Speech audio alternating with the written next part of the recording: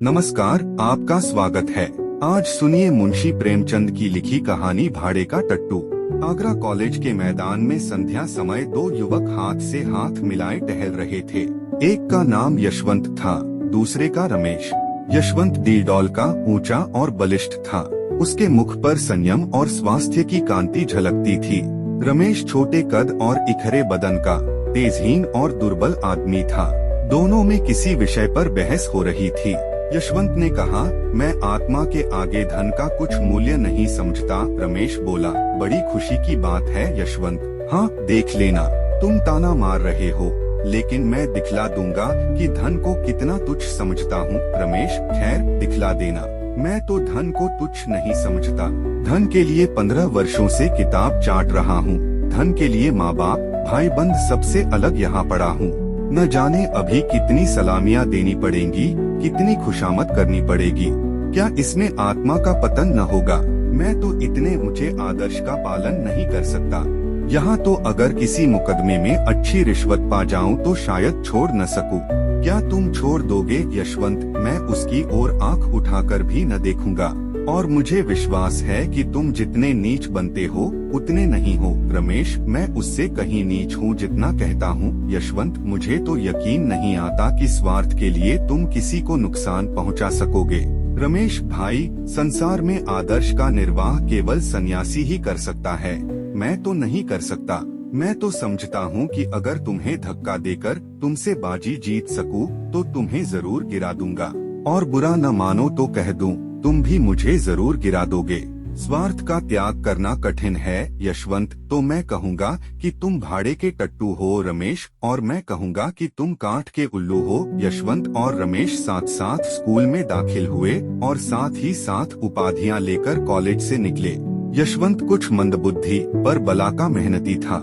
जिस काम को हाथ में लेता उसे चिमट जाता और उसे पूरा करके ही छोड़ता। रमेश तेज था पर आलसी। घंटे भर भी जमकर बैठना उसके लिए मुश्किल था। एमए तक तो वह आगे रहा और यशवंत पीछे। मेहनत बुद्धि बल से परास्त होती रही, लेकिन सिविल सर्विस में पासा पलट गया। यशवंत सब धंधे छोड़कर किताबों पर पिल पड़ा। घूमना फिरना, सैर सपाटा, सर्कस, थिएटर, यार दोस्त सबसे मुंह मोड़कर अपने एकांत कुटीर में जा बैठा। रमेश दोस्तों के साथ गपशप उड़ाता, क्रिकेट खेलता रहा। कभी कभी मनोरंजन के तौर पर किताब देख लेता। कदाचित उसे विश्वास था कि अब की भी मेरी तेजी बाजी ले जाएगी। अक्सर जाकर यशवंत को चिढ़ाता, उसकी किताब बंद कर देता, कहता, क्यों प्राण दे रहे हो? सिविल सर्विस कोई मुक्ति तो नहीं है जिसके लिए दुनिया से नाता तोड़ लिया जाए। यहाँ तक कि यशवंत उसे आते देखता तो किवाड़ बंद कर लेता। आखिर परीक्षा का दिन आ पहुँचा। यशवंत ने सब कुछ याद किया था, पर किसी प्रश्न का उत्तर सोचने लगता तो उसे मालूम होता, मैंने जितना पढ़ा था सब भूल गया। वह बहुत घबराया हुआ था। रमेश पहले से कुछ सोचने का आदी न था। सोचता, जब पर्चा सामने आएगा उस वक्त देखा जाएगा। वह आत्मविश्वास से फूला फूला फिरता था। परीक्षा का फल निकला तो सुस्त कछुआ तेज खरगोश से बाजी मार ले गया था। अब रमेश की आंखें खुली, पर वह हताश न हुआ। योग्य आदमी के लिए यश और धन की कमी नहीं, यह उसका विश्वास था। उसने कानून की परीक्षा की तैयारी शुरू की, और यद्यपि उसने बहुत ज्यादा मेहनत न की, लेकिन अव्वल दर्जे में पास हुआ। यशवंत ने उसको बधाई का तार भेजा। अब एक जिले का अफसर हो गया था। 10 साल गुजर गए। यशवंत दिलोजान से काम करता था और उसके अफसर उससे बहुत प्रसन्न थे।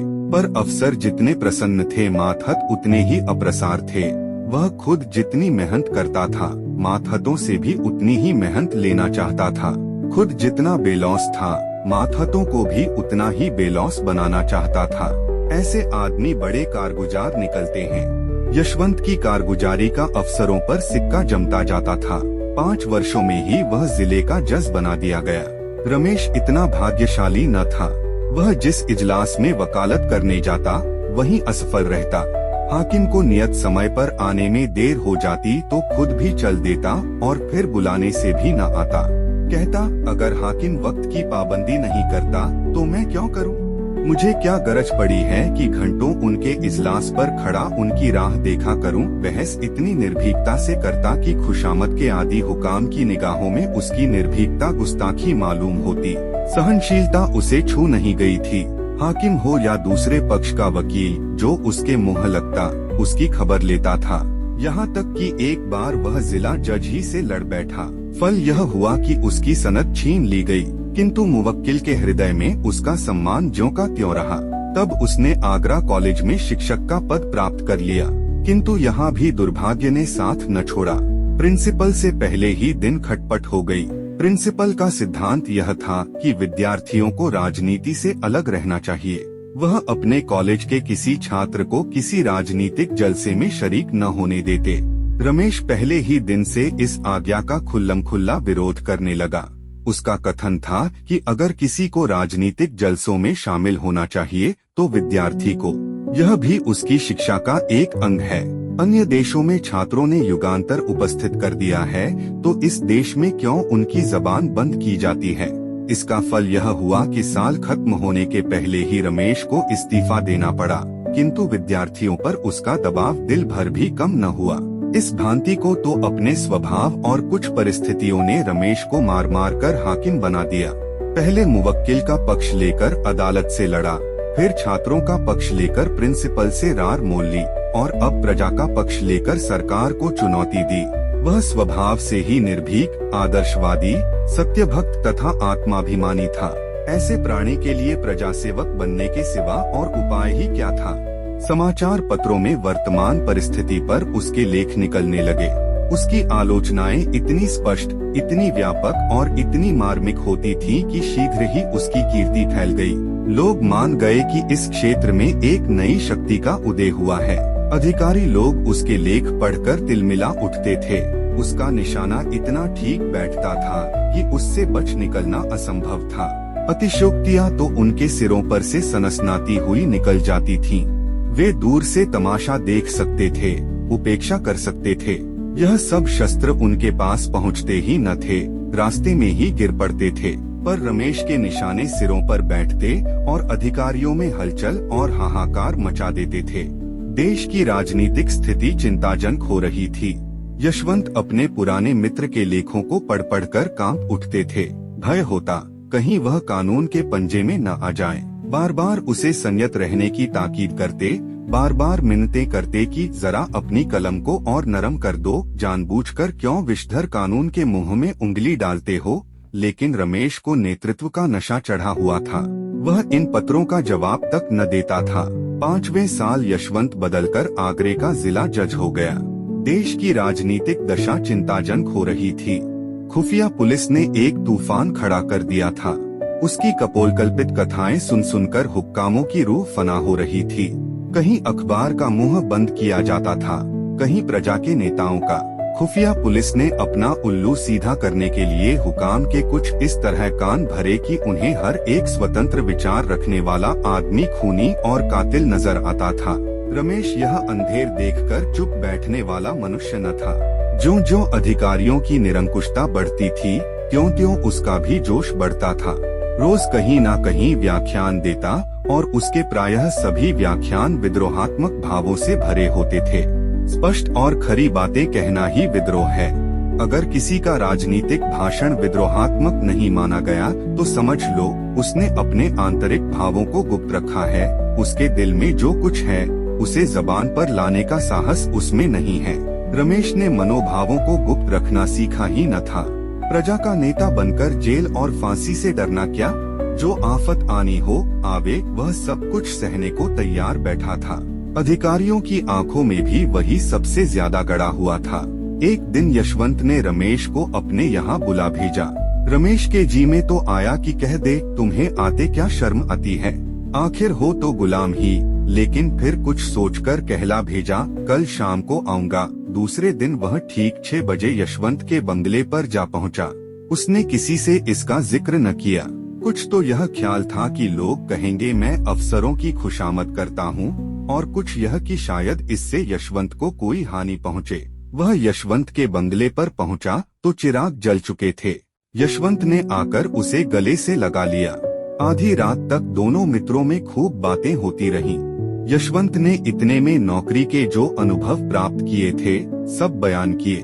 रमेश को यह जानकर आश्चर्य हुआ कि यशवंत के राजनीतिक विचार कितने विषयों में मेरे विचारों से भी ज्यादा स्वतंत्र हैं। उसका यह ख्याल बिल्कुल गलत निकला कि वह बिल्कुल बदल गया होगा, वफादारी के राग अलापता होगा।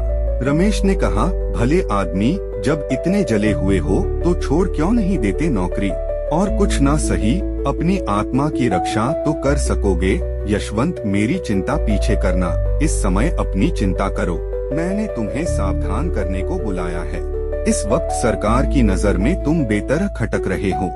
मुझे भय है कि तुम कहीं पकड़े ना जाओ। रमेश, इसके लिए तो तैयार बैठा हूँ। यशवंत, आखिर आग में कूदने से लाभ ही क्या? रमेश, हानिलाभ देखना मेरा काम नहीं, मेरा काम तो अपने कर्तव्य का पालन करना है। यशवंत, हठी तो तुम सदा के हो, मगर मौका नाजुक है, संभले रहना ही अच्छा है। अगर मैं देखता कि जनता में वास्तविक जागृति है तो तुमसे पहले मैदान में आ जाता, पर जब देखता हूँ कि अपने ही मरे स्वर्ग देखना है तो आगे कदम रखने की हिम्मत नहीं पड़ती। दोनों दोस्तों ने देर तक बातें की। कॉलेज के दिन याद आए। सहपाठियों के लिए कॉलेज की पुरानी स्मृतियां मनोरंजन और हास्य का अविरल स्रोत हुआ करती हैं। अध्यापकों पर आलोचनाएं हुई, कौन कौन साथी क्या कर रहा है इसकी चर्चा हुई। बिल्कुल यह मालूम होता था कि दोनों अब भी कॉलेज के छात्र हैं। गंभीरता नाम को भी न थी। रात ज्यादा हो गई। भोजन करते करते 1 बज गया। यशवंत ने कहा, अब कहाँ जाओगे? यहीं सो रहो और बातें हो, तुम तो कभी आते भी नहीं। रमेश तो रमते जोगी थे ही।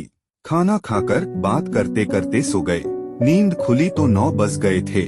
यशवंत सामने खड़े मुस्कुरा रहे थे। इसी रात को आगरे में भयंकर डाका पड़ गया। रमेश 10 बजे घर पहुँचे तो देखा पुलिस ने उनका मकान घेर रखा है।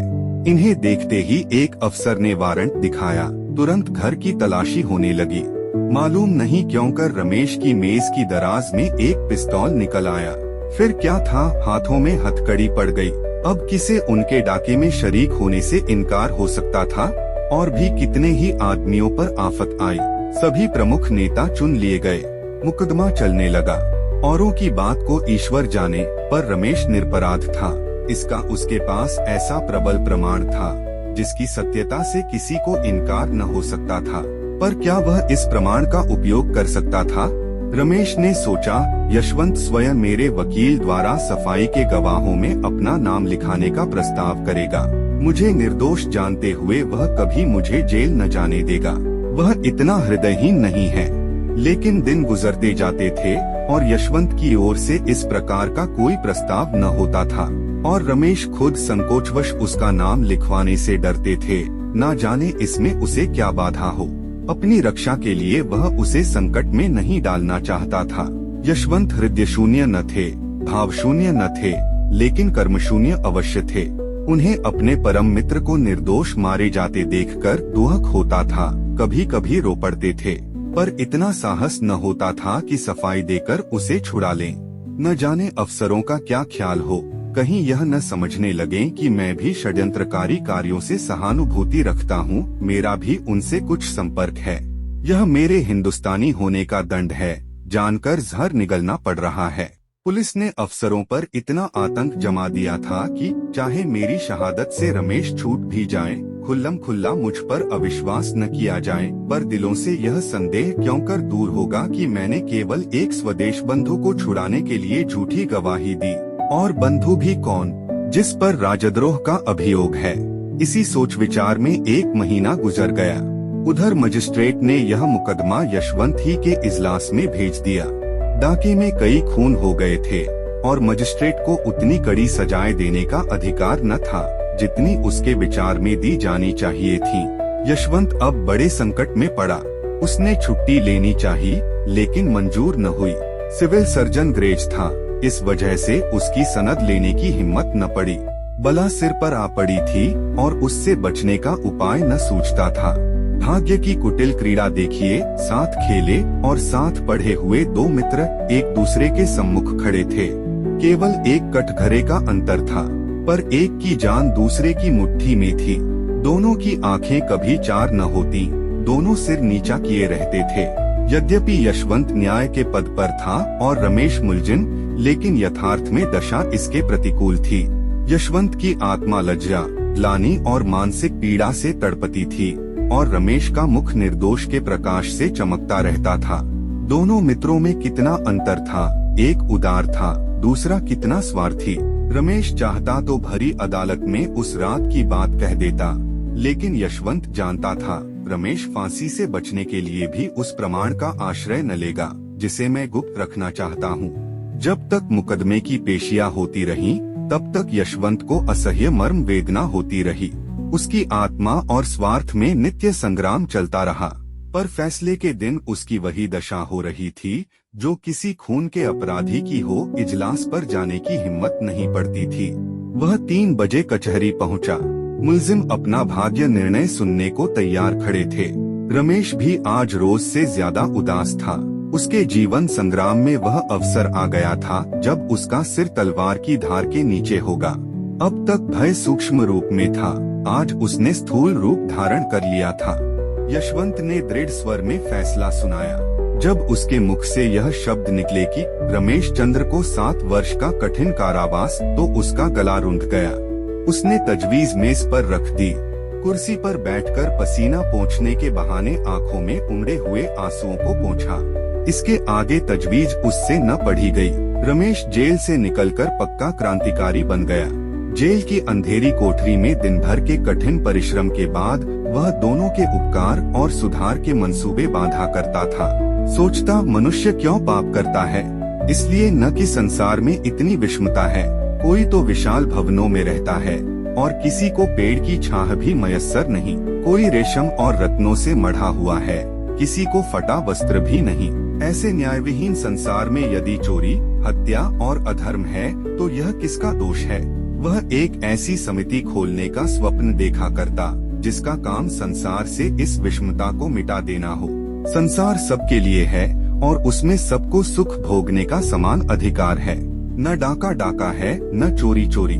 धनी अगर अपना धन खुशी से नहीं बांटता तो उसकी इच्छा के विरुद्ध बांट लेने में क्या पाप? धनी उसे पाप कहता है तो कहे। उसका बनाया हुआ कानून दंड देना चाहता है तो दे। हमारी अदालत भी अलग होगी। उसके सामने वे सभी मनुष्य अपराधी होंगे जिनके पास जरूरत से ज्यादा सुख भोग की सामग्रियां हैं। हम भी उन्हें दंड देंगे, हम भी उनसे कड़ी मेहनत लेंगे। जेल से निकलते ही उसने इस सामाजिक क्रांति की घोषणा कर दी। गुप्त सभाएं बनने लगी, शस्त्र जमा किए जाने लगे और थोड़े ही दिनों में डाकुओं का बाजार गर्म हो गया। पुलिस ने उसका पता लगाना शुरू किया। उधर क्रांतिकारियों ने पुलिस पर भी हाथ साफ करना शुरू किया। उनकी शक्ति दिन दिन बढ़ने लगी। काम इतनी चतुराई से होता था कि किसी को अपराधी का कुछ सुराग न मिलता। रमेश कहीं गरीबों के लिए दवाखाने खोलता, कहीं बैंक। डाके के रुपयों से उसने इलाके खरीदना शुरू किया। जहां कोई इलाका नीलाम होता, वह उसे खरीद लेता। थोड़े ही दिनों में उसके अधीन एक बड़ी जायदाद हो गई। इसका नफा गरीबों के उपकार में खर्च होता था। तुर्रा यह कि सभी जानते थे यह रमेश की करामात है, पर किसी की मुंह खोलने की हिम्मत न होती थी। सभ्य समाज की दृष्टि में रमेश से ज्यादा घृणित और कोई प्राणी संसार में न था। लोग उसका नाम सुनकर कानों पर हाथ रख लेते थे। शायद उसे प्यास से मरता देखकर कोई एक बूंद पानी भी उसके मुंह में न डालता, लेकिन किसी की मजाल न थी कि उस पर आक्षेप कर सके। इस तरह कई साल गुजर गए। सरकार ने डाकुओं का पता लगाने के लिए बड़े बड़े इनाम रखे। यूरोप से गुप्त पुलिस के सिद्धहस्त आदमियों को बुलाकर इस काम पर नियुक्त किया गया, लेकिन जब्त के डकैत थे जिनकी हिकमत के आगे किसी की कुछ न चलती थी। पर रमेश खुद अपने सिद्धांतों का पालन न कर सका। जैसे जैसे दिन गुजरते उसे अनुभव होता कि मेरे अनुयायियों में असंतोष बढ़ता जाता है। उनमें भी जो ज्यादा चतुर और साहसी थे, वे दूसरों पर रोब जमाते और लूट के माल में बराबर हिस्सा न देते थे। यहाँ तक कि रमेश से कुछ लोग जलने लगे। वह राजसी ठाठ से रहता था। लोग कहते उसे हमारी कमाई को यूं उड़ाने का क्या अधिकार है। नतीजा यह हुआ कि आपस में फूट पड़ गई। रात का वक्त था, काली घटा छाई हुई थी। एक युवक ने कहा, आप बार बार मुझी को क्यों चुनते हैं? हिस्सा लेने वाले तो सभी हैं। मैं ही क्यों बार बार अपनी जान जोखिम में डालूं? रमेश ने दृढ़ता से कहा, इसका निश्चय करना मेरा काम है कि कौन कहाँ भेजा जाए। तुम्हारा काम केवल मेरी आज्ञा का पालन है। युवक, अगर मुझसे काम ज्यादा लिया जाता है तो हिस्सा क्यों नहीं ज्यादा दिया जाता?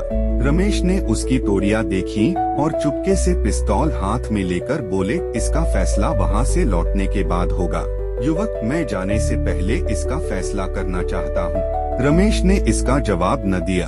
वह पिस्तौल से उसका काम तमाम कर देना ही चाहता था कि युवक खिड़की से नीचे कूद पड़ा और भागा। कूदे फांद में उसका जोड़ न था। चलती रेलगाड़ी से फांद पड़ना उसके बाएं हाथ का खेल था। वह वहां से सीधा गुप्त पुलिस के प्रधान के पास पहुंचा। यशवंत ने भी पेंशन लेकर वकालत शुरू की थी। न्याय विभाग के सभी लोगों से उनकी मित्रता थी। उनकी वकालत बहुत जल्द चमक उठी। यशवंत के पास लाखों रुपए थे। उन्हें पेंशन भी बहुत मिलती थी।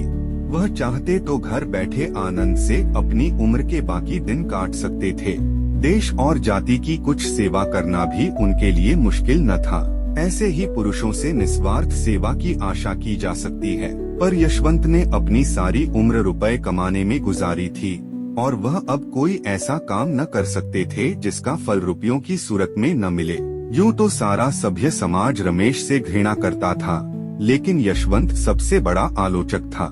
कहता, अगर कभी रमेश पर मुकदमा चलेगा तो मैं बिना फीस लिए सरकार की तरफ से पैरवी करूंगा। खुल्लम खुल्ला रमेश पर छींटे उड़ाया करता, यह आदमी नहीं, शैतान है, राक्षस है। ऐसे आदमी का तो मुंह न देखना चाहिए। उफ, इसके हाथों कितने भले घरों का सर्वनाश हो गया, कितने भले आदमियों के प्राण गए, कितनी स्त्रियां विधवा हो गईं, कितने बालक अनाथ हो गए।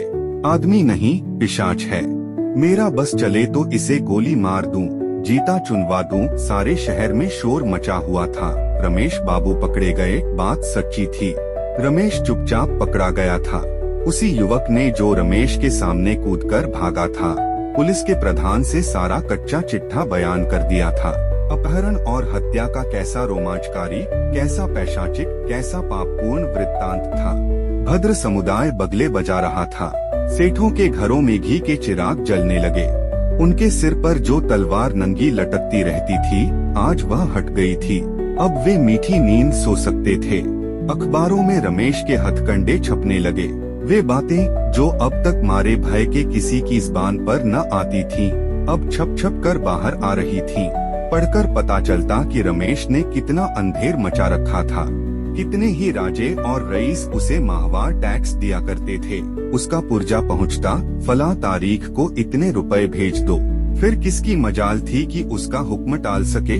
वह जनता के हित के लिए जो काम करता, उसके लिए भी अमीरों से चंदे लिए जाते। रकम लिखना रमेश का काम था। अमीर को बिना कानपूंछ हिलाए वह रकम दे देनी पड़ती थी।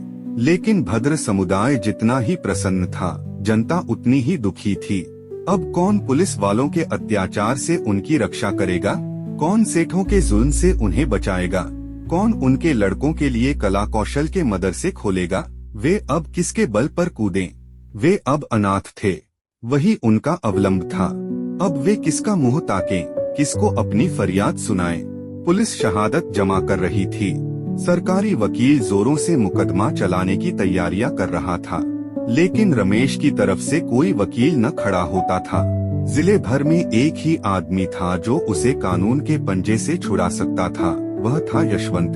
लेकिन यशवंत जिसके नाम से कानों पर उंगली रखता था, क्या उसी की वकालत करने को खड़ा होगा? रात के 9 बजे थे। यशवंत के कमरे में एक स्त्री ने प्रवेश किया। यशवंत अखबार पढ़ रहा था। बोला, क्या चाहती हो? स्त्री, अपने पति के लिए एक वकील। यशवंत, तुम्हारा पति कौन है? स्त्री, वह जो आपके साथ पढ़ता था और जिस पर डाके का झूठा अभियोग चलाया जाने वाला है। यशवंत चौंक कर बोला, तुम रमेश की स्त्री हो? स्त्री, हाँ। यशवंत, मैं उनकी वकालत नहीं कर सकता। स्त्री, आपको अख्तियार है।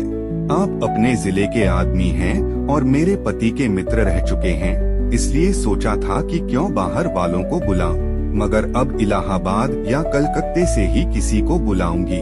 दे सकोगी? स्त्री ने अभिमान के साथ कहा, बड़े से बड़े वकील का मेहनताना क्या होता है? यशवंत, 1000 रोज। स्त्री, बस आप इस मुकदमे को ले लें, मैं आपको 3000 रोज दूंगी। यशवंत, 3000 रोज? स्त्री, हाँ, और यदि आपने उन्हें छुड़ा लिया तो 10,000 आपको इनाम के तौर पर और दूंगी। यशवंत के मुंह में पानी भर आया। अगर मुकदमा 2 महीने भी चला तो कम से कम लाख रुपए सीधे हो जाएंगे। पुरस्कार ऊपर से पूरे 2 लाख की गोटी है। इतना धन तो जिंदगी भर में भी जमा न कर पाए थे। मगर दुनिया क्या कहेगी? अपनी आत्मा भी तो नहीं गवाही देती। ऐसे आदमी को कानून के पंजे से बचाना असंख्य प्राणियों की हत्या करना है। लेकिन गोटी 2 लाख की है। कुछ रमेश के फंस जाने से इस जत्थे का अंत तो हुआ नहीं, उसके चेलेछापर तो रहेंगे ही। शायद वे अब और भी उपद्रव मचाएं। फिर मैं 2 लाख की गोटी क्यों जाने दूं? लेकिन मुझे कहीं मुंह दिखाने को जगह न रहेगी। ना सही, जिसका जी चाहे खुश हो, जिसका जी चाहे नाराज। ये 2 लाख तो नहीं छोड़े जाते। कुछ मैं किसी का गला तो दबाता नहीं, चोरी तो करता नहीं, अपराधियों की रक्षा करना तो मेरा काम ही है। सहसा स्त्री ने पूछा, आप जवाब देते हैं?